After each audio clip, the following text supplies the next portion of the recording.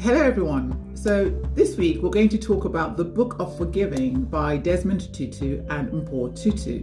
The Book of Forgiving is a practical guide to harnessing the power of forgiveness and healing in your own life. Now, as humans, we will experience hurt at some point in our lives, right? We'll also harm other people, intentionally or not. So learning to both hold yourself and others accountable and forgive them for what they've done will transform your personal relationships and broader communities. A very simple but elegantly put quote says it all.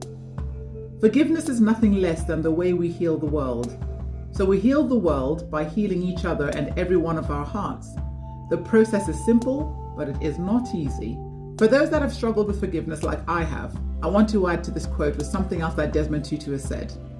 Forgiving is not forgetting. It's actually remembering. Remembering and not using your right to hit back. It's a second chance for a new beginning. And the remembering part is particularly important, especially if you don't want to repeat what happened. Powerful, huh? So the key ideas in this title are, number one, the first step on the fourfold path to forgiveness is telling your story. The second step is identifying where it hurts. The third step is consciously choosing to forgive. And the final step on the path to forgiveness is releasing or renewing the relationship. So this book is the one that had the most recent profound effect on my life personally. Towards the end of 2022, I found myself struggling to breathe deeply and meditate like I normally do.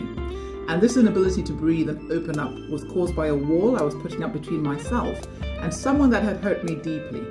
I wasn't even consciously aware that my inability to let go of the hurt and pain was creating such a block in my system that energy couldn't flow freely through me. Here's the thing.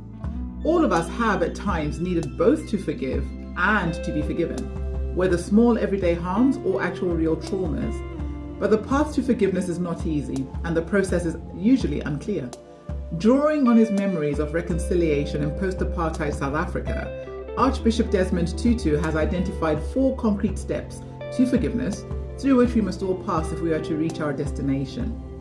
The first one is admitting the wrong and acknowledging the harm. The second is telling one's story and witnessing the anguish. The third, asking for forgiveness or granting forgiveness. And finally, renewing or releasing the relationship. You might be wondering, as a business person, why is this relevant to me? Well, I believe that the way we show up in the world has a direct impact on the type of business people we actually become.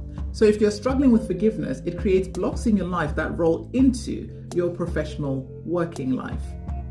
I hope that this has been helpful. Let me know in the comments.